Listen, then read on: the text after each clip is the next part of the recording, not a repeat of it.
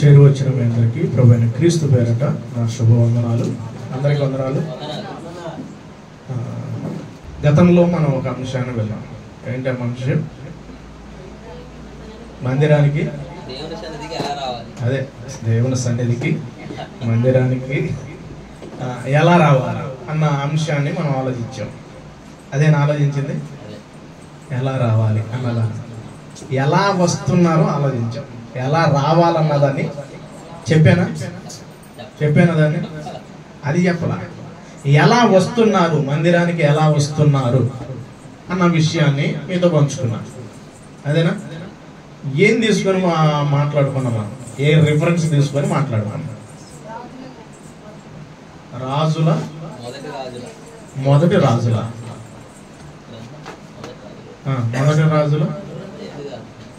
8వ అధ్యాయం.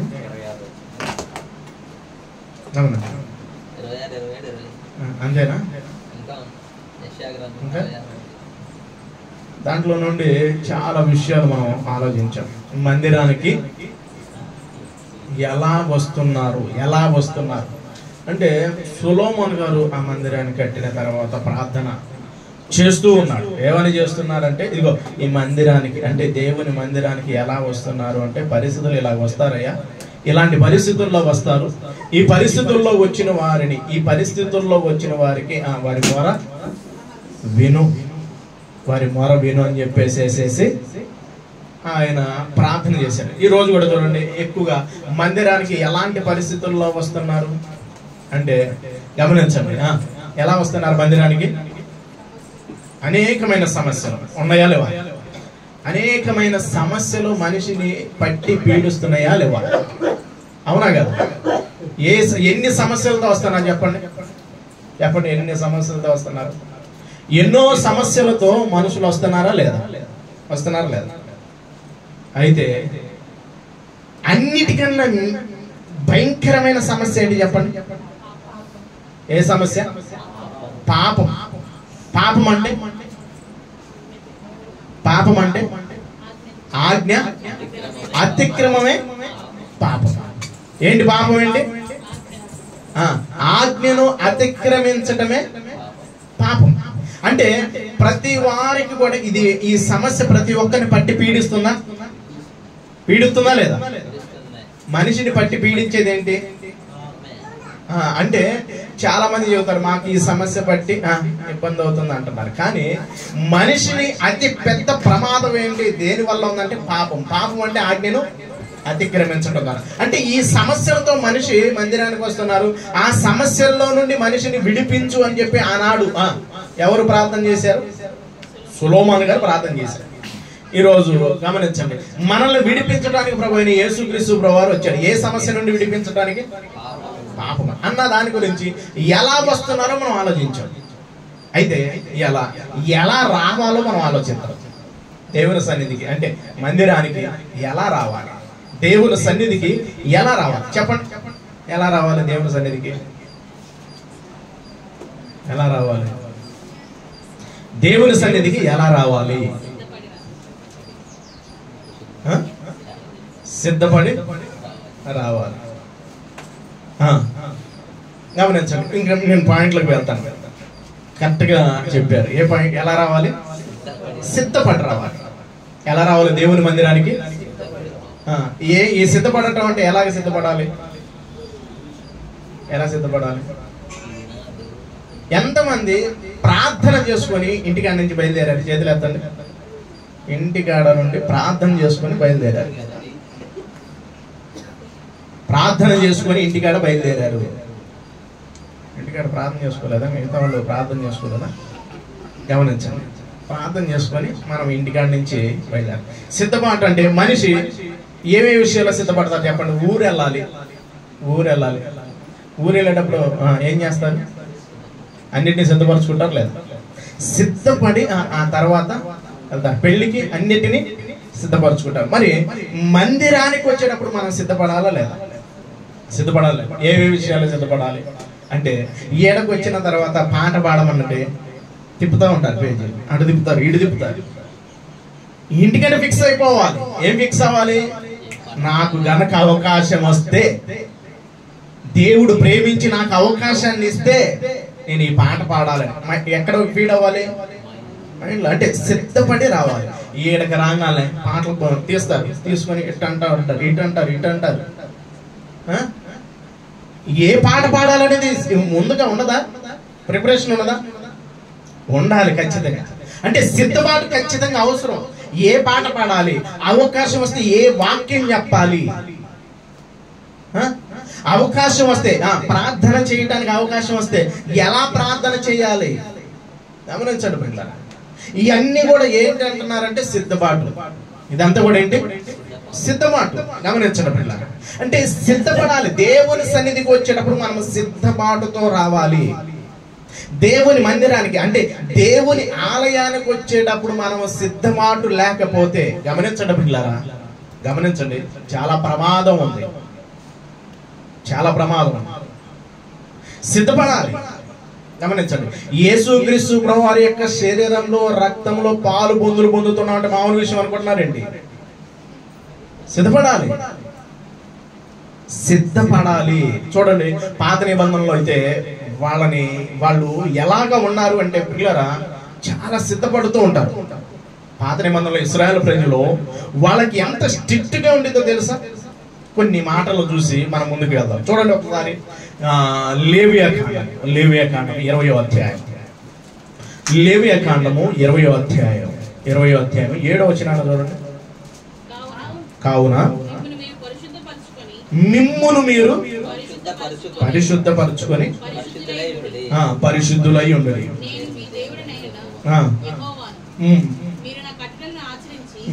మీరు నా కట్టడలను ఆచరించి వాటిని ఏం చేయాలంట? అనుసరించాలి. మిమ్మల్ని మీరు ఏం చేసుకోమంటున్నాడు? పరిశుద్ధ పరుచుకోండి. అంటే సిద్ధపడండి. మిమ్మల్ని మీరు ఏం చేసుకోవాలి? పక్కన వాళ్ళు వచ్చి సిద్ధపరుస్తారా? చాలా మంది చూడండి, వీళ్ళ పని కూడా ఎవరు చేయాలి? ఇంట్లో వాళ్ళు మందిరానికి వెళ్ళాలి. ఇద్దరు లేచి గబగబ రెడీ అవ్వాలా, లేకపోతే ఒక్కళ్ళని అన్నిటిని రెడీ చేసి పెట్టాలా? మందిరానికి వెళ్ళాలి, ఎవరి పని వాళ్ళు చేసుకోవాలి లేదా? గబగబా ఎవరి పని వాళ్ళు చేసుకోవాలి లేదా? కానీ మందిరానికి వచ్చేటప్పుడు కూడా ఎలాగుంటారంటే నిర్లక్ష్యం. లెగవాలంటే లెగవాలి. పనికైతే టక్కన లెగుతారు. స్కూల్కి వెళ్ళాలంటే ఉదయాన్నే ఈరోజు స్కూల్కి రావాలి, లేదంటే ఉందే అన్నారు అనుకోండి, లెగుతారు లేదా? కాలేజీకి పెళ్లికి వెళ్ళాలి, లెగుతారు లేదా? పొద్దున్నే గమనించాలి. వీటికైతే లెగుస్తారు. మరి దేవుని మందిరానికి వెళ్ళాలంటే ఇక్కడ చూడండి, ఇక్కడ అంటాడు, కావున మిమ్మును మీరు పరిశుద్ధపరచుకొని మిమ్మల్ని మీరు ఏం చేసుకోవాలి?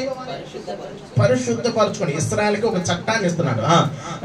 నేను మీ దేవుడైన యెహోవాను, మీరు నా కట్టడలను ఆచరించి అనుసరించవలను, నేను మిమ్మల్ని పరిశుద్ధపరచుదును. గమనించడం పిల్లలు, మిమ్మల్ని మీరు పరిశుద్ధపరచుకుని, మిమ్మల్ని మీరు అంటే మనమే ఏం అవ్వాలంటే రెడీ అయిపోవాలి. చాలా మంది చూడండి, పాటలు అయిపోయినాక వచ్చేవాళ్ళు కొంతమంది ఉంటారు. ముందుగా రావాలా లేకపోతే లేట్గా రావాలా? సిద్ధపడాలి లేదా? దేవుని సన్నిధికి అంటే ముందుగా ఉండాలా లేట్గా ఉండాలా? ఎంతమంది ముందు ఉంటున్నారు చెప్పండి? ఇలా 6:27కి వచ్చాను నేను. 6:27కి వచ్చాను. ఇక్కడికి రాగానే డోర్స్ కూడా ఓపెన్ చేసి ఇవాళ వాళ్ళు చేస్తారని వీళ్ళు చేస్తారని వాళ్ళు చేస్తారని. ఎంతమంది ఉండాలి? ఒక ట్రైన్కి వెళ్ళాలండి, ఒక ఫ్లైట్కి ఎంత ముందు ఉండాలి? ఎంతసేపు ముందు ఉండాలండి? గంట ముందు ఉండాలి. ఏది చెకింగ్ కానీ ఇది కానీ. ఆ గంటకు ముందుగా అక్కడ ముందు వెళ్తే ఆ టైంకి వెళ్తే లోన్ ఇస్తారా? అంటే ఒక ఫ్లైట్ ఎక్కడానికి గంట ముందు ఉండాలి. అన్నిటిని సిద్ధపరచుకొని వెళ్తారా లేకపోతే ఎలా పడితే అలా వెళ్ళిపోతారా? ట్రైన్కి వెళ్ళాలి, ఒకటే ట్రైన్ ఉందనుకోండి, ఎంత ముందు లెగుతాను చెప్పండి? మొన్న మధ్యకాలంలో నేను ధ్వనకొండ వెళ్ళాలి. మా బాబాయ్ ఒక అతను చనిపోతే అక్కడికి వెళ్తున్నాను. మా పెద్దమ్మ, మా అమ్మ వాళ్ళ అక్క. తెనాల్లో ఎన్నింటికి ఉందంటే ట్రైన్ అది 4ింటికో ఏముంది. అయితే అంగల కూతురులో 2:30కి లెగిచి, ఎన్నింటికి? 2:30కి లేచి 3ింటికి ఆటో మాట్లాడుకొని తెనాలి వెళ్ళి ట్రైన్ ఎక్కింది. ఎన్నింటికి లేచింది? 2:30కి. ఒక కార్యక్రమానికి వెళ్ళడానికి 2:30కి లెగిచి 3ింటికి తెనాలి వెళ్ళి ఆ తెనాల్లో ట్రైన్ ఎక్కి వచ్చింది. గమనించండి. అంటే ఊరు వెళ్ళటానికి ఉన్న శ్రద్ధ, పనికి వెళ్ళే అంత శ్రద్ధ, ఆఫీస్కి వెళ్ళే అంత శ్రద్ధ, స్కూల్ కానీ కాలేజీకి వెళ్ళే అంత శ్రద్ధ దేనికి రావట్లేదు? ఆఫీస్కి 12ింటికి రమ్మన్నారు అనుకోండి, వెళ్తాం లేదా? వెళ్తారు లేదా? 12ింటికి ఖచ్చితంగా ఫోన్ అర్ధరాత్రి. ఎప్పుడు? నేను పగలనుకుంటున్నారు, మళ్ళీ ఇప్పుడు 12 అనుకున్నారు, నైట్ 12ింటికి వచ్చి ఆ ఫైల్ కొట్టాలి అన్నారు అనుకోండి, వెళ్తాం లేదా? వెళ్తాం లేదా? ఖచ్చితంగా. ఈ రోజు ఖచ్చితంగా రావాల్సిందే పనికి అంటే వెళ్తాం లేదా టయానికి? మీరు ఎన్నో నాకు తెలియదు అంటే మనం అందరూ సిద్ధపడి వెళ్ళిపోతాం లేదా? వీటికైతే వెళ్తున్నాం. కానీ మరి దేవుని మందిరానికి అందరికన్నా ముందు రావాలి అన్న ఒక ఆలోచన ఉంటుందా? సిద్ధపడుతున్నారా? గమనించండి. సిద్ధపాటు లేకపోతే కుదరదు. చూడండి, ఇశ్రాయేలు ప్రజలపై ఏం చెబుతున్నానంటే, కావున మిమ్మల్ని మీరు పరిశుద్ధపరచుకొని పరిశుద్ధులై ఉండండి, నేను మీ దేవుడైన యెహోవాను, మీరు నా కట్టడలను ఆచరించాలి. సిద్ధపాటు అనేది ఈ రోజు ఎంతమందికి కనబడుతుంది? గమనించండి. మందిరానికి సిద్ధపడి ముందుగా రాకపోతే దేవుడు ఊరుకోడు. చూడండి, ఇంకా సంఖ్యాకాండంలో 31వ అధ్యాయంలో మాట్లాడతాడు. ఇంకా ఒక మాట మాట్లాడుతున్నాడు. చూడండి, సంఖ్యాకాండము 31వ అధ్యాయం 19 వచ్చినాను. చూడండి, మనము ఆజ్ఞను అతిక్రమించేస్తున్నాం.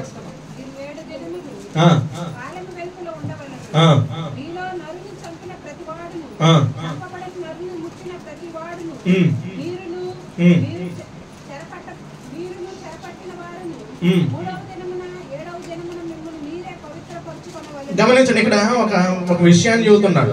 7 దినములు పాలెం వెలుపల ఉండవలను, మీలో నరుని చంపిన ప్రతివాడు ఏం చేయాలంటే ఒక ఆజ్ఞ అనమాట. చూడండి, ఒక విషయాన్ని ఒక కట్టడ ఇస్తున్నాడు. ఏమని ఇస్తున్నాడు అంటే, మీలో నరుని చంపిన ప్రతివాడును, చంపబడిన నరుని ముట్టిన ప్రతివాడు అంట. అంటే ఒకడు చంపాడు, ఇంకొకడు ఏం చేశాడు? ముట్టుకొట్టే ఏం చేయమంటున్నాడు? ప్రతివాడును మీరును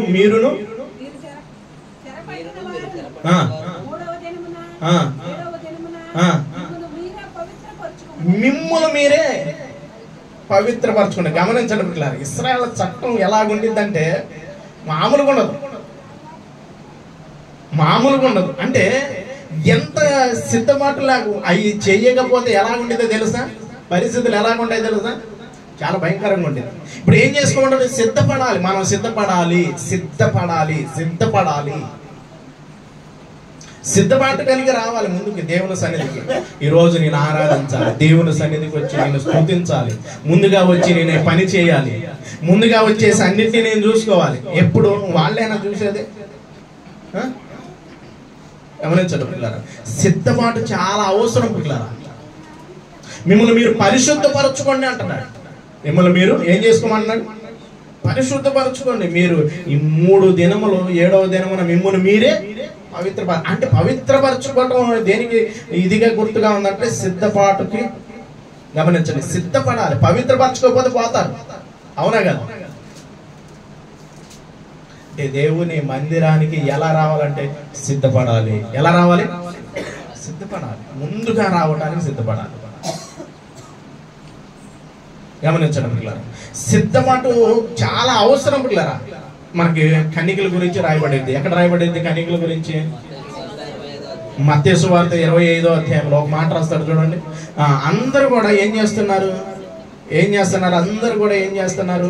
అక్కడ 25వ అధ్యాయం ఏంటి? అందరూ మొదటి వచ్చినాన్ని చూద్దాం. 25వ అధ్యాయము. ఈ అధ్యాయం అంతా కూడా చూడండి, ఈ అధ్యాయంలో చాలా విషయాలు చెబుతారు. చూడండి, పరలోక రాజ్యము పెళ్లి కుమారుని ఎదుర్కొనుటకు బయలుదేరిన 10 మంది కన్యకలను పోలి ఉన్నది. వీరిలో ఎవరంట? ఎంతమంది? 5 బుద్ధి లేని వాళ్ళు అంట. 5 బుద్ధి గలవాళ్ళు. ఇక్కడ ఈ సందర్భం అంతా మనకు తెలుసా లేదా? ఈ సందర్భం అంతా మనకు తెలుసా లేదా? తెలుసు. గమనించండి పిల్లరా, ఈ సందర్భం మనకు తెలియదా అంటే అందరికీ బాగా పరిచయం. అయితే వీళ్ళ పరిస్థితి ఏంటి? వీళ్ళేమో సిద్ధపడలేదు. సిద్ధపడ్డారా? సిద్ధపడ్డారా? సిద్ధపడలా. 5 సిద్ధపడలా. 5 సిద్ధంగా ఉన్నారు. కాబట్టి వాళ్ళు వెళ్ళిపోవటానికి అవకాశం దొరికింది. పిల్ల వాళ్ళు వెళ్ళటానికి అవకాశం దొరికింది, వెళ్ళిపోవటానికి అవకాశం దొరికింది. ఎక్కడికి వెళ్ళటానికి? పెళ్లి కుమారుని ఎదుర్కోవటానికి అవకాశం దొరికింది. పెళ్లి కుమారుని ఎదుర్కోవడానికి అవకాశం దొరికింది. అందరూ భక్తులేనా? వీళ్ళంతే అందరూ భక్తులా కాదా? అందరూ. చూడండి, 10 మంది కన్నికలు అన్నారా లేదా? మనం అందరం కూడా కన్నికలం కదా. పెళ్లి కుమారుడు ఎవరు? యేసుక్రీస్తు ప్రభువు. ఆయన ఎదుర్కోవాలి లేదా? వాళ్ళు సిద్ధపడి ఉండాలా లేదా? చాలా మంది సిద్ధపడమంటే ఇప్పుడు మాకు టైం వచ్చింది అంటారు. సిద్ధపడాలి ఖచ్చితంగా. చూడండి, ఎదుర్కోవటానికి ఎప్పుడు వచ్చారంట ఆయన? వీళ్ళందరూ కూడా ఏం చేస్తున్నారు? కొన్ని విషయాలు చూద్దాం పిల్లలు, కొన్ని విషయాలు చూద్దాం. వాళ్ళందరూ కునికి నిద్రించుచుండగా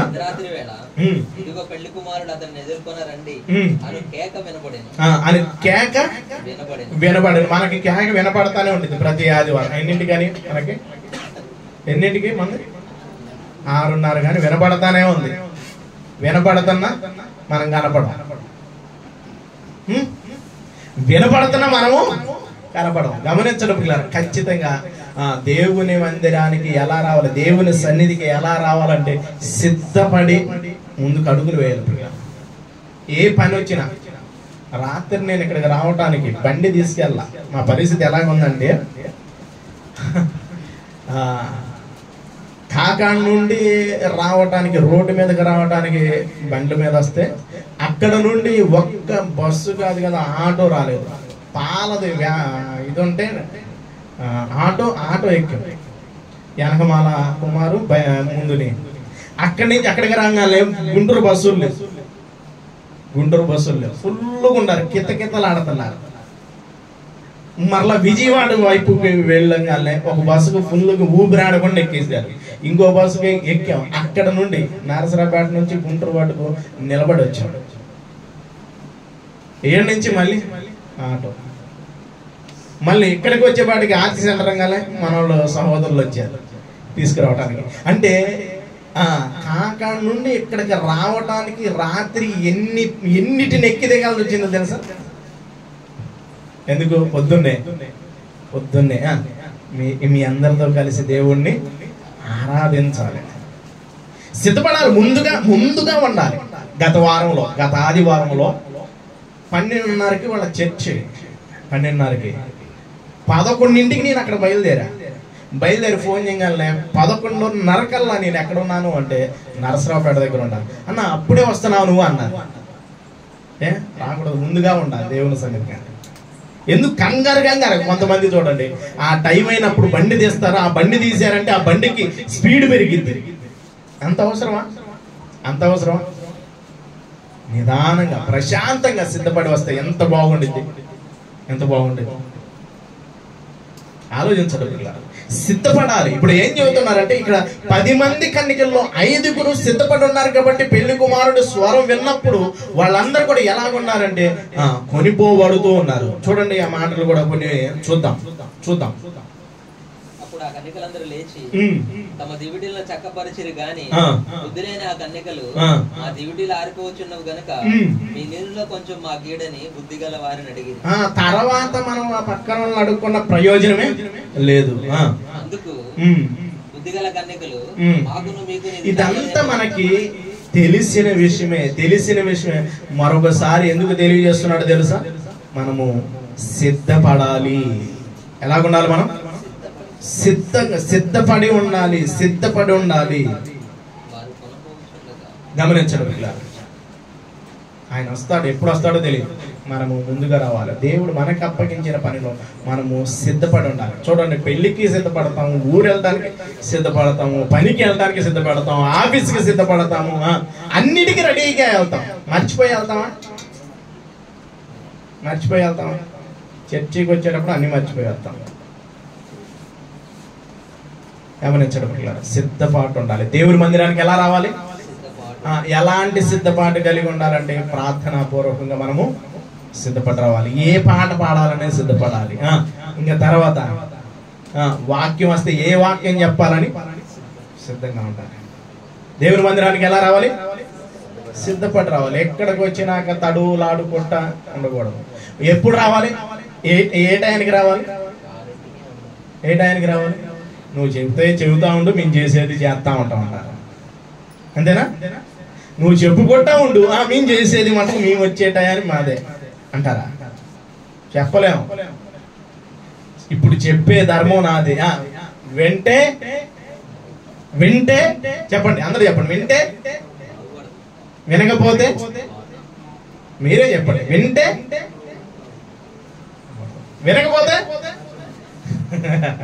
అది నా నోటిలో లేదు. మీ నోటి మాటే మీ మీద సాక్షి చెప్పింది అనమాట. అంటే దేవుని మందిరానికి ఎలా రావాలంటే సిద్ధపడి రావాలి. రెండో పాయింట్ చూద్దాం. దేవుని మందిరానికి ఎలా రావాలి అంటే సంతోషంగా రావాలి. ఎలా రావాలి? వస్తున్నారా అందరూ సంతోషంగా? అందరూ సంతోషంగా వస్తున్నారా? నిరీక్షణ ఏమనుకుంటాడు, వాళ్ళు ఏమనుకుంటారు కాబట్టి ఒక్కసారి నా ముఖం చూపించాలి అనుకుంటా వస్తున్నారా? గమనించండి, దేవుని మందిరానికి ఎలా రావాలంటే సంతోషం. ఎంత సంతోషం ఉండాలో తెలుసా దేవుని మందిరానికి అంటే? చూడండి, ఈ రోజు మటన్ బిర్యానీ అంటే ముఖంలో ఏమొచ్చింది? వచ్చిందా లేదా? మటన్ బిర్యానీ, ఫిష్ అక్కడ పెడుతున్నారండి భోజనాలు, అస్సలకి మామూలుగా లేవు. మటన్ బిర్యానీ, మటన్ దమ్ము, చికెన్ ఫ్రై, అవన్నీ పెడుతున్నారంటే ఎలాగుంది? సంతోషం ఉండిద్దా లేదా? మనిషికి ఎప్పుడు సంతోషం వచ్చింది చెప్పనా? కొన్ని విషయాలు మీకు అర్థం అవడం కోసం కొన్ని విషయాలు చెప్తారు. ఎప్పుడు బాగా సంతోషంగా ఉంటారు అంటే సోమవారం నుండి శనివారం దాకా పనిచేసిన తర్వాత శనివారం ముఖంలో ఏమొచ్చింది తెలుసా? శనివారం సాయంకాలానికి ముఖాల్లో ఏముంటుంది? అమ్మ బాబు, ఆనందం మామూలుగా ఉండదు. ఆనందం ఎప్పుడు పట్టుకుంటుంది చెప్పండి? ఆదివారం మధ్యాహ్నానికి అయిపోయింది, సాయంకాలం దాకా కూడా ఉండదు. సాయంకాలం దాకా కూడా ఆ ఆనందం ఉండదు. ఎందుకంటే శనివారం అందరికి ఏమొస్తాయి? డబ్బులు వస్తాయి. ఇంకా ఉద్యోగస్తులకి ఎప్పుడు సంతోషంగా ఉంటారు? 1వ తారీఖా 2వ తారీఖా ఎప్పుడు పడతాయండి శాలరీలు? 1వ తారీఖు, 1, 2 బా. ఇంకప్పుడు వాళ్ళ సంతోషానికి హద్దులు ఉండవు. అంటే మనిషి ఎప్పుడు సంతోషంగా ఉంటాడు అంటే శనివారం రావాలి, లేకపోతే 1, 2వ తారీఖు రావాలి. అంటే వీటి యందు ఈ రంగంలో సంతోషిస్తూ ఉంటారు. కానీ దేవుని మందిరానికి వచ్చేటప్పుడు మనిషికి ఏముండాలో తెలుసా? సంతోషం ఉండాలి. మందిరానికి ఎలా రావాలంటే సంతోషంతో రావాలి. ఏదో రావాలి, ఇవాళ ఆదివారం వచ్చింది కదా, ఇవాళ ఆదివారం వెళ్ళకపోతే బాగా సంతోషం. ఒక భక్తుడు ఒక మాట రాస్తూ ఉన్నాడు. చూడండి, ఒక భక్తుడు ఒక మాట రాస్తూ ఏమంటున్నాడు అంటే, ఒకసారి కీర్తన గ్రంథము 122వ అధ్యాయం ఏమంటున్నాడు? ఆ మాట నన్ను చాలా ఆలోచింపజేసిందండి. 122వ అధ్యాయం మొదటి వచ్చినాను చూడండి. మొదటి వచ్చిన యెహోవా మందిరమునకు వెళ్ళుదమని జనులు నాతో అనినప్పుడు నేను సంతోషించితిని. బాబో, మందిరానికి వెళ్ళాలంటే నాకు ఏందండి, ఇవాళ మందిరానికి రావాలంటే ఏదోలా ఉంది. గమనించండి, జనులంట జనులు అంటే ఇది ఈ కీర్తన ఎవరు రాస్తున్నారు అంటే దావీదు గారు. ఎవరు రాస్తున్నారు? దావీదు గారు. ఎలాంటి కీర్తన అంటే యాత్ర కీర్తన అనమాట. ఇది యాత్ర చేస్తూ రాస్తున్నాడు. యెహోవా మందిరమునకు వెళ్ళుదుము అని జనులు నాతో అన్నప్పుడు నేను సంతోషించింది. ఈ రోజు మందిరానికి వెళదాం అన్నప్పుడు ఎంతమందికి సంతోషంగా ఉంటుంది? ఎంతమంది సంతోషం వచ్చింది అన్న, ఆదివారం వచ్చేసింది అన్నట్టుగా ఫీల్ అయిపోయి వస్తే ప్రయోజనం లేదు. గమనించండి, దేవుని మందిరానికి ఎలా రావాలి అంటే ప్రియులారా, సంతోషంతో రావాలి. సంతోషంతో రావాలి. ఈరోజు మొఖాల్లో మందిరాల్లో ఏం కనబడట్లేదంటే, ముఖంలో ఏం కనబడట్లా? సంతోషం కనబడట్లే. ఎప్పుడు ఏడుపు మొహాలే. ఈ ఊర్లో ఉన్న కష్టాలన్నీ మాయేనండి బాబు అన్నట్టుగా. గమనించండి, దేవుని మందిరానికి ఎలా రావాలంటే సంతోషంతో రావాలి పిల్లరా. చూడండి, ఆయన ఆ భక్తుని కదిలేస్తే అంటే జనులు మాట్లాడారంటే దేవుని మందిరానికి అనగానే మనిషి చూడండి, కుటుంబంగా సినిమాకి వెళ్దామంటే సంతోషంగా ఉంటారు. ఫ్యామిలీ ప్యాక్ ఇప్పుడు నలుగురు వస్తే ముగ్గురికి టికెట్లు తీసుకోండి, ఎంత సంతోషంగా ఉంటారు చాలా మంది. బయట లేకపోతే సరే మన వాళ్ళని మేము సినిమాకి వెళ్ళాం కదండి అని మనలా అంటే, సరే ఎక్కడికన్నా వెళ్దామంటే టూర్కి వెళ్దాం. లేదులేండి మానసవరం, ఇప్పుడు గాంధీ పార్క్ కానీ చూడండి ముఖాల్లో ఏం కనబడతాయి తెలుసా? ఈ రోజు మనం గాంధీ పార్క్కి వెళ్దాం, లేకపోతే ఈ రోజు పలానా దానికి వెళదాం, ఈ రోజు బట్టల షాపింగ్కి వెళ్దాం, ఈ రోజు హోటల్కి వెళ్దాం అనగాల ముఖాల్లో ఏం కనబడతాయి? సంతోషం ఉండిద్దా లేదా? ఏందండి మీరు మాకు సంతోషం లేదన్నట్టు ఉండిద్దా లేదా సంతోషం? ఈరోజు సరదాగా బయటికి వెళ్దాం అలాగా అనగాల ఎలాగో ఏమొచ్చేది ముఖంలో? సంతోషం వచ్చింది. కానీ ఈ రోజు మందిరానికి వెళ్దాం టైం ఎంత? టైం లేకపోతే ఇప్పుడు కొద్దిసేపు పోనుకుంటా, ఆదివారం అంతే మాకు సెలవు రోజులు కూడా మమ్మల్ని లేపుతున్నాం. రాక మాకు ఆదివారం వచ్చింది, అక్కడికి వెళ్తే వాళ్ళు చిత్తకొడతారు. వాళ్ళు చిత్తకొట్టిన హ్యాపీ. కాలేజీ వాళ్ళు, స్కూల్ వాళ్ళు, పని వాళ్ళు, ఆఫీసు వాళ్ళు వాళ్ళు చిత్తకొట్టిన ఓకే. మరి మందిరానికి మాటకి చికాకు. ఎంతమంది చికాకుతో వచ్చారు చెప్పండి? ఇసుక్కొని వచ్చారు చెప్పండి? సంతోషంగా వచ్చారా? మీరు సంతోషంగా వస్తే దేవునికి మహిమ కలుగునుగాక. కానీ బాధతో వచ్చారంటే అది కరెక్ట్ కాదు. గమనించండి, ఖచ్చితంగా బాధ అనే మనం మొదటి సెక్షన్ లో మనం విన్నాం. అందరికి ఉండయా లేవా? ఉండే. మొదటి సెక్షన్ లో పోయిన వారం మనం విన్నాం, దాని గురించి వదిలేయండి. మనం రెండో సెక్షన్ లో ఉన్నాం. దేవుని మందిరానికి ఎలా రావాలి అంటే సంతోషముతో.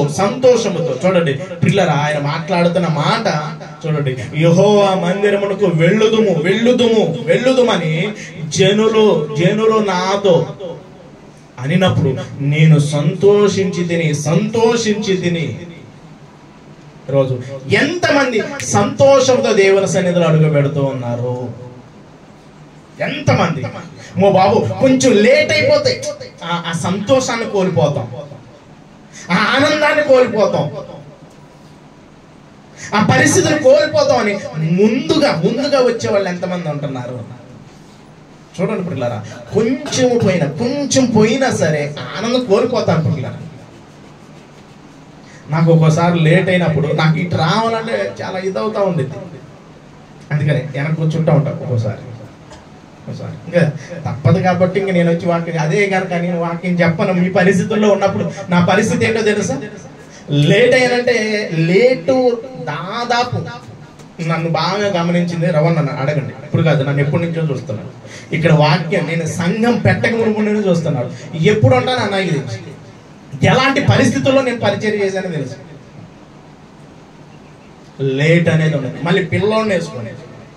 ఈరోజు ఎందుకు అంటే చికాకు పడుతూ ఉంటారు, పిల్లలు ఉన్నారు, అయ్యి ఉన్నారు. ఈ అన్ని కాకమ్మ కథలు మీరు ఊర్లో వెళ్ళేటప్పుడు చెప్పండి, అప్పుడు మటుకు చెప్పండి. చెబుతారా? పిక్నిక్లకి వెళ్ళే అప్పుడు చెబుతారు, అప్పుడు చెప్పరు. అప్పుడు సంతోషంగా చేసేస్తాను. పొద్దున్నే లెగుతారు, లెగురా ఒక బాధైన వాడికి నీళ్లు పోసేసి తీసుకొని వస్తాను. పిల్లలు మందిరానికి మాత్రం సంతోషం చదువుతున్నారా? విసుక్కోవటం. అవి మొత్తం అమ్మటాడు బయట కూర్చుంటారనమాట. సంతోషం ఉంటుందా? దేవుని మందిరం. ఈ రోజు మందిరానికి వెళదాం పద పద అని చెప్పేసి ఎంతమంది కదిలిస్తున్నారు, ప్రోత్సహిస్తున్నారు. ఆలోచించాలి పిల్లలు. రావాలి. ఎలా రావాలి మందిరానికి చెప్పండి? సంతోషం. ఇవాళ మందిరం, ఇవాళ సండే వచ్చింది, లేకు లేకు అని లేపేవాళ్ళు ఎంతమంది ఉన్నారు? ఎంతమంది త్వరగా రెడీ అయ్యేవాళ్ళు ఉన్నారు?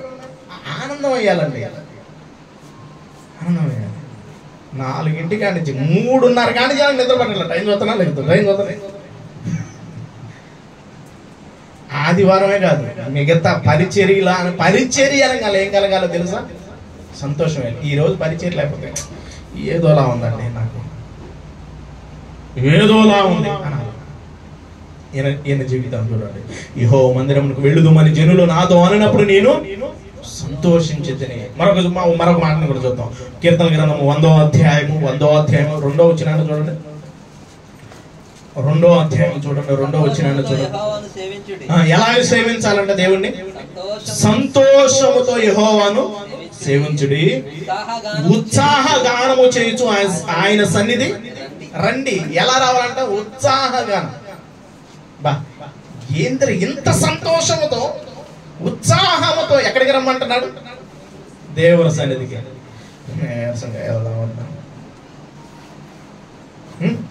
మధ్యలో ఇంకెవరన్నా కనపడ్డారనుకోండి, మందిరం గోలపోయింది. ఇంక వాళ్ళతో మీటింగ్ పెట్టుకున్నారనుకోండి, మీటింగ్ కూడా అయిపోయింది. గమనించండి, ఇక్కడ మరొక మాట మాట్లాడుతున్నాడు చూడండి. సంతోషముతో యెహోవాను సేవించుడి, ఉత్సాహగానము చేయుచు ఆయన సన్నిధికి రండి. ఉత్సాహగానం. గమనించండి, ఉత్సాహగానము చేయుచు ఆయన సన్నిధికి రండి. ఆయన సన్నిధికి రండి, దేవుని సన్నిధికి రావాలి.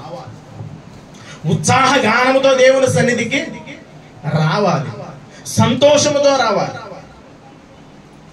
గమనించండి, సంతోషముతో రావాలి. ఎలా రావాలి దేవుని సన్నిధికి? సంతోషం ఉంటుందా? సంతోషముతో వస్తున్నావా? రాకపోతే ఈ రోజు నుంచి మనం ఒక నిర్ణయం తీసుకోవాలి. ఏంటి ఆ నిర్ణయం తెలుసా? దేవుని సన్నిధానంగానే నీరస మొహాలు పెట్టి ఎలా రాగొకటి సంతోషంతో. గమనించండి, భక్తుడు అంటున్నాడు ఏమని మాట్లాడుతున్నాడు అంటే, ఫిలిప్పీలకు రాసిన పత్రిక 4వ అధ్యాయం 4వ వచనంలో ఏమంటాడు తెలుసా? అపోస్తలుడైన పౌలు గారు ఫిలిప్పీలో ఉన్న సంఘానికి ఒక లెటర్ రాస్తూ ఏం తెలియజేస్తున్నాడు అంటే ప్రభువునందు ఆనందించండి అయ్యా. మరలా చెబుతున్నాను, ఎందుకంటే మీ మొఖాలకు ఆనందం లేదు. ఇప్పుడు మరలా చెబుతున్నాడు. ఎవరికి చెబుతున్నాడు? ఫిలిప్పీలో ఉన్నానా సంఘానికి చెబుతూ ఏం చెబుతున్నాడు? ప్రభువునందు ఆనందించండి. మరలా చెబుతున్నాను, ప్రభువునందు ఆనందించండి. ఎవరు చెబుతున్నాడు? వాళ్ళకేనా? మనకి చెప్పట్లేదా? మనకి చెబుతున్నాడా లేదా? ఆనందించండి అయ్యా, ఆనందించండి, ప్రభువునందు ఆనందించండి. మరలా చెబుతున్నాను, ఆనందం ఏది మీ ముఖాల్లో? ఆనందించండి సంతోషంతో. దేవుని సన్నిధి అనగానే ఎలాగుండాలంటే పరుగున అసలుకి జనులకు దావీదు గారికి చెప్పిన వెంటనే ఆయనలో ఉప్పొంగుతుందండి. ఈరోజు సండే అంటే మొక్క కాదు, సండే అంటే మటలు కాదు, సండే అంటే దేవుని సన్నిధి. అంటే ఒక్కరోజేనా? చాలా మందికి ఇవాళ ఆదివారం ఖచ్చితంగా ఆరాధన కల, మరి మిగతా వారం మిగతా రోజులు లేదు.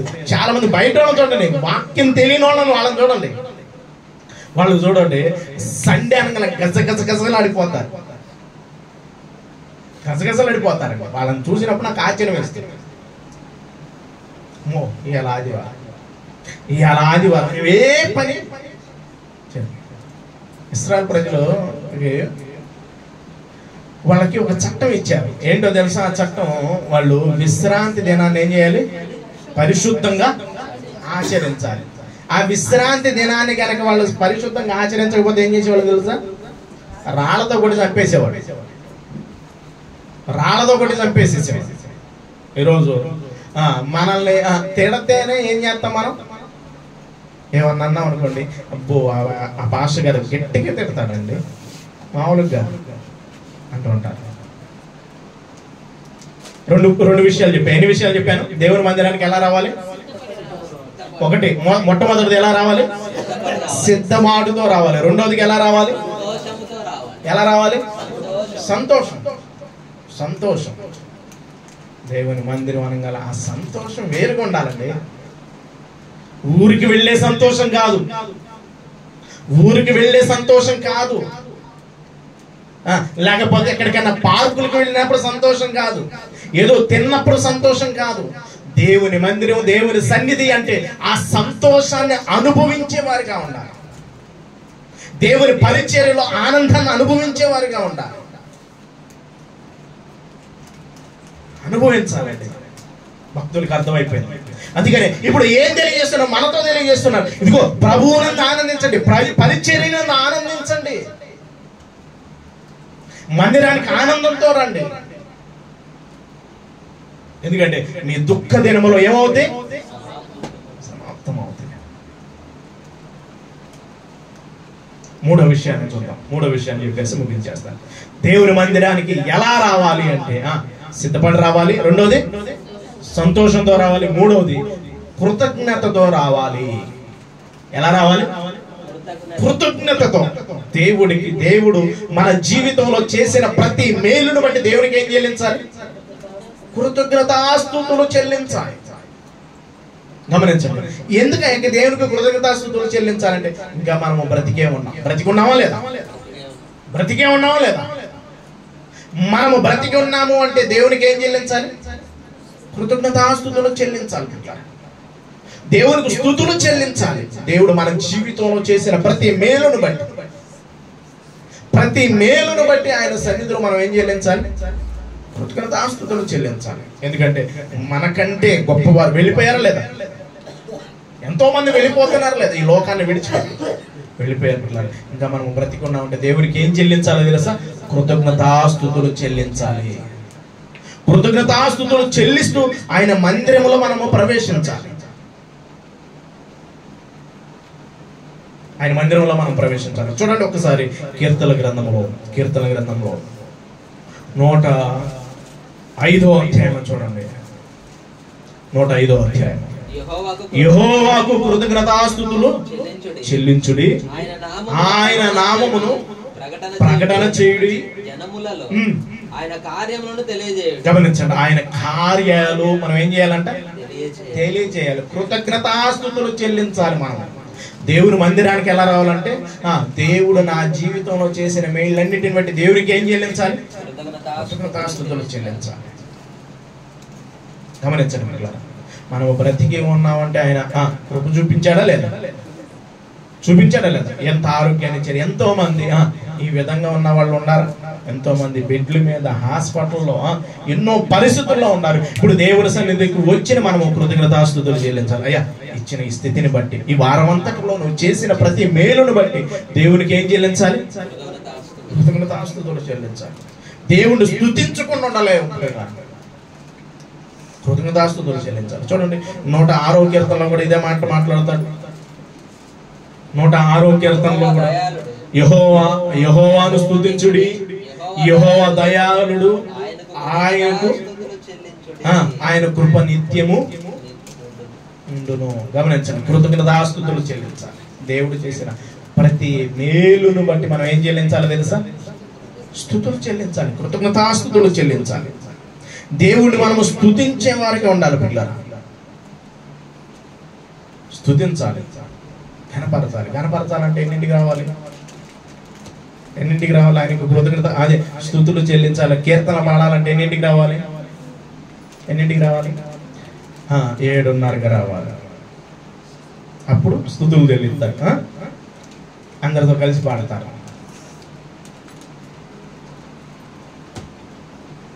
గమనించండి, స్తుతులు చెల్లించాలి, కృతజ్ఞతాస్తుతులు దేవునికి చెల్లించాలి. యెహోవాను స్తుతించుడి, యెహోవా దయాళుడు, ఆయనకు కృతజ్ఞతాస్తుతులు చెల్లించుడి, ఆయన కృప నిత్యము.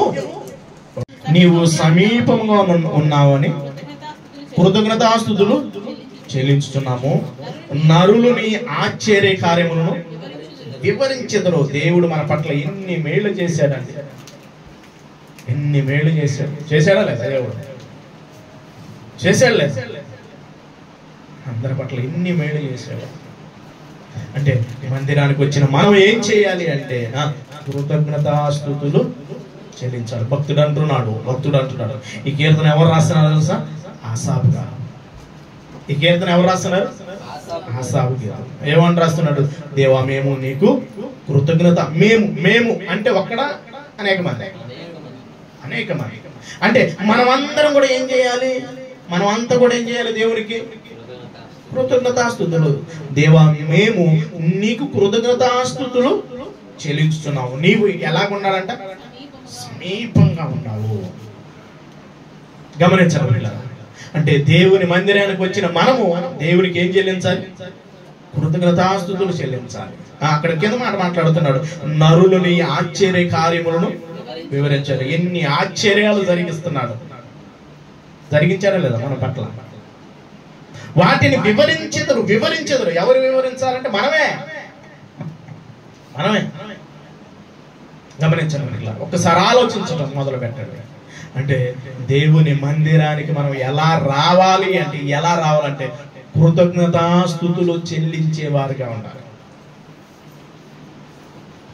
దేవుడు చేసిన ప్రతి మేలును బట్టి దేవునికి ఏం చెల్లించాలి? ఒకసారి ఆలోచించాలి. దేవుని మందిరంలో అడుగు పెట్టిన మన జీవితంలో దేవునికి కృతజ్ఞతాస్తుతులు చెల్లించడానికి మనం ఎప్పుడు కూడా, అందుకనే భక్తుడైన దావీదు గారు ఏమంటాడో తెలుసా? నా ప్రాణమా యెహోవాను సన్నిధించు. ఆయన చేసిన ఉపకారంలో దేనిని మరొకము, దేవుడు చేసిన మేలులో దేనిని మరొకము. ఎవరితో చెప్తున్నాడు? తన ప్రాణంతో మాట్లాడుకుంటున్నాడు పిల్లలు. ప్రాణంతో మాట్లాడుకుంటున్నాడు.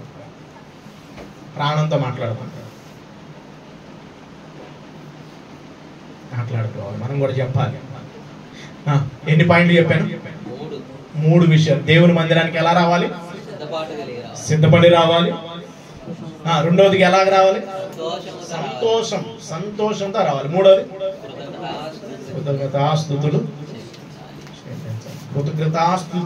స్తుతులతో మందిరానికి ఎలా రావాలంటే దేవుణ్ణి స్తుతించాలి అన్న ఆలోచనతో రావాలి.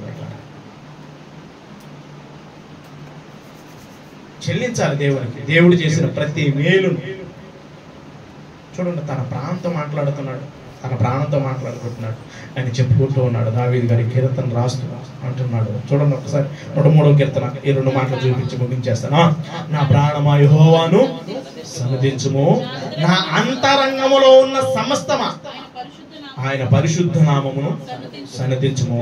నా ప్రాణమా యెహోవాను సన్నిధించుము, ఆయన చేసిన ఉపకారములో దేనిని మరొకము.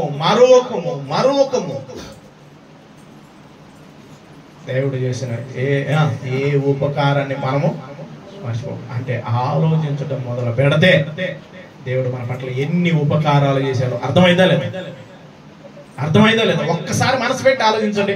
ఒకప్పుడు మన జీవితం ఎప్పుడో మన పేరు మాసిపోయి ఉండాల్సిందా కాదా? ఇంకా మనం బ్రతికి ఉన్నామంటే దేవుడు మనల్ని ప్రేమించే అవకాశాన్ని ఇచ్చి ఆయన కృతజ్ఞతాస్తుతులు చెల్లించడానికి, ఆయన ఘనపరచడానికి దేవుడు అవకాశాన్ని ఇస్తాడు. ఒక ఉన్నతమైన స్థితిని ఇచ్చాడా లేదా? ఇచ్చాడు లేదు మన జీవితం ఇచ్చాడు. దానిని బట్టి దేవునికి ఏం చెల్లించాలి? కృతజ్ఞతాస్తుతులు చెల్లించాలి. తన ప్రాణంతో మాట్లాడుకుంటూ ఉన్నాడు. ఇప్పుడు కొత్త నిబంధనలోకి వచ్చేప్పటికి ఒక మాట మాట్లాడతాడు. అపోస్తలుడైన పౌలు గారు ఏం తెలియజేస్తూ ఉంటాడు ఈ మాట చూపించి ముగించేస్తాను. చూడండి, దశలోనికి రాసిన మొదటి పత్రిక 5వ అధ్యాయము 16వ వచనం చూడండి. ఏ విషయంలోనంట? ప్రతి విషయమునందు కృతజ్ఞతాస్తుతులు చెల్లించుడి. ఇలాగు చేయుట యేసుక్రీస్తునందు మీ విషయంలో దేవుని చిత్తము. గమనించడం ఇలా ప్రతి విషయంలో దేవునికి ఏం చెల్లించాలంట? కృతజ్ఞతాస్తుతులు చెల్లించుడి. చూడండి పై మాటను కూడా చూడండి. పై మాటను 16 వచనాన్ని కూడా చూడండి. ఎల్లప్పుడూను సంతోషంగా ఉండండి. ప్రార్థన చేయుడి. ప్రతి విషయమునందు గమనించండి. మనకి ఆర్డర్ వస్తుందో చూడండి. ఇందాక రెండోది మనం ఏం చూసాం? మనం సంతోషంగా ఉండాలి. కిందది ఇప్పుడు ఏం చెబుతున్నాడు? ప్రతి విషయంలో కృతజ్ఞతాస్తుతులు చెల్లించాలి. ప్రతి విషయంలో మనం ఏం చెల్లించమంటున్నాడు?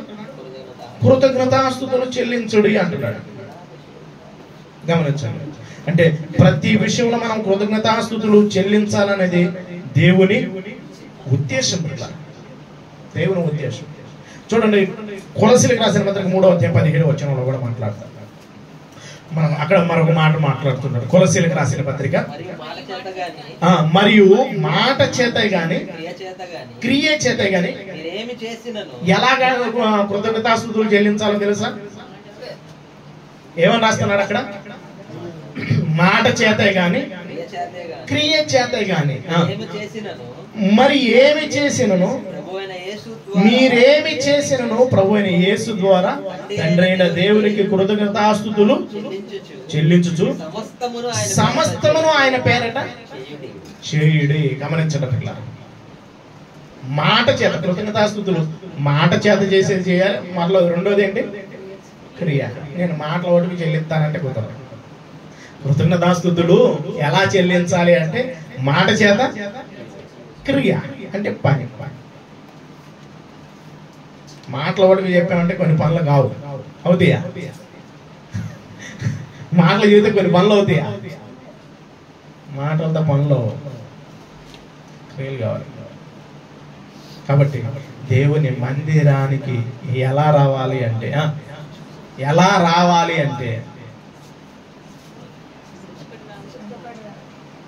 రావాలి? ఎన్నింటికి సిద్ధపడాలి? ఆ ఒక్కటి మమ్మల్ని అడగంటారా? నువ్వు ఏదైనా చెప్పు, ఆ ఒక్కటి మటుకు మమ్మల్ని అడగంటారా? చెప్పండి, ఎన్నింటికి రావాలి? అందరూ చెప్పండి, ఎన్నింటికి రావాలి సిద్ధపాటు అంటే? ఎన్నింటికి? 6:30కా? 5ంటికి రావాలంటున్నారు. చూడండి అందరూ 5ంటికి సిద్ధపాటు అంటే 5ంటికి. ఇంకా ఎన్నింటికి? కరెక్ట్గా ఎన్నింటికి ఉంటారు చెప్పండి. ఈరోజు ఈ ఉదయకాలం మనం ఒక తీర్మానం తీసుకోండి. ఎన్ని విషయాలు ఉన్నా మనం దేవుని మందిరానికి ఎలా రావాలి అన్న దాంట్లో 3 విషయాలు చెప్పి. ఎన్ని విషయాలు? 3 విషయాలు చెప్పారు. ఈ 3 విషయాలు మనం మనకా లేదా పక్కన వాళ్ళకా మనకే. కానీ ఇది నాకు కాదు వాళ్ళకి అన్నట్టుగా ఉండమాట. ఎన్నింటికి రావాలి? మొట్టమొదటి సిద్ధపడి రావాలన్నా ఎన్నింటికి రావాలి? 6:30కి మనకి ఇది. సరే 5ంటికి వస్తానన్నవాడు ఏదో 5ంటికి వస్తానన్నవాడు. 5ంటికి నేను ఉంటాను అన్నవాడు. ఓకే, ఎత్తిన వాళ్ళని దేవుడు మీ హస్తాన్ని బలపరచును గాక. ఓకే, సరే 6ంటికి వస్తానన్నవాడు. 6ంటికి మీరందరూ మీకు వద్దా? ఏమొద్దా? ప్రతిఫలాలు ఏమొద్దా? 6ంటికి వస్తానన్నవాడు. 1, 2, 3, 4 ఇంకా మిగతా వాళ్ళకి వద్దా? 5. మిగతా వాళ్ళు ఏంటి? మీకేం వద్దా? ఖచ్చితంగా ఇదిగో ఉదయకాలం దేవుడు ఖచ్చితంగా మీతోనే మాట్లాడుతున్నాడు. 6ంటికి వస్తే ప్రతిఫలం ఖచ్చితంగా. సెకండ్ పార్ట్ వచ్చింది. ఫస్ట్ 5ంటికంట. మిగతా వాళ్ళు 6ంటికి. 6ంటికల్లా అందరూ ఉండాలా లేదా? ఉండాలి లేదా? ఉంటారు లేదా? మేము ఉండమండి, మాకు సంబంధం లేదు అన్నట్టుగా మీరు ఉంటున్నారు. అట్లయితే మీకు ఈ వాక్యం అనవసరం. ముందుగా ఉండాలి. ఎన్నింటికి ఉండాలి? 6ంటికి. 6:30 అంటే 6ంటికల్లా ఉంటే ఆనందం వేరుగుంటుంది పిల్లలు. ఎలాగుంటుంది తెలుసా? నేనే వచ్చాను, నాదే ప్రారంభ ప్రార్థన, నాదే పాట. అసలు ఆనందం వేరుగుండేది. అనిపిస్తే తెలిసింది, ఈ చెవితే అర్థం కాదు.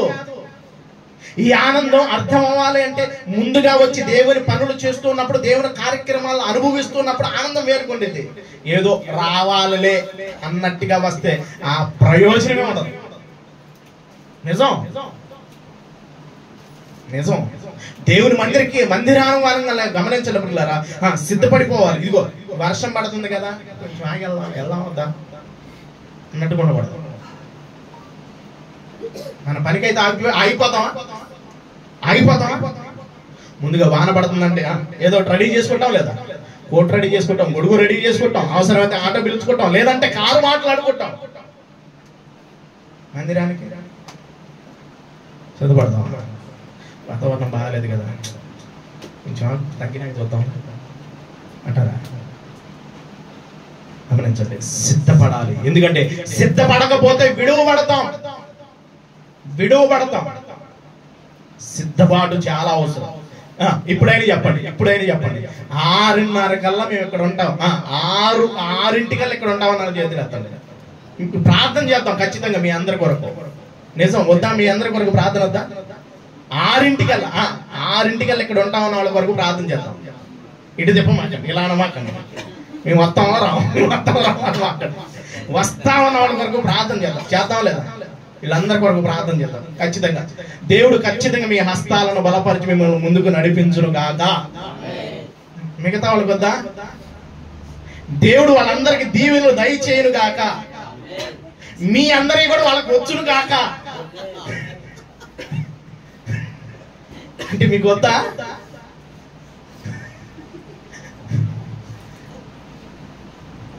సరే, ఓకే, సిద్ధపడి రావాలి.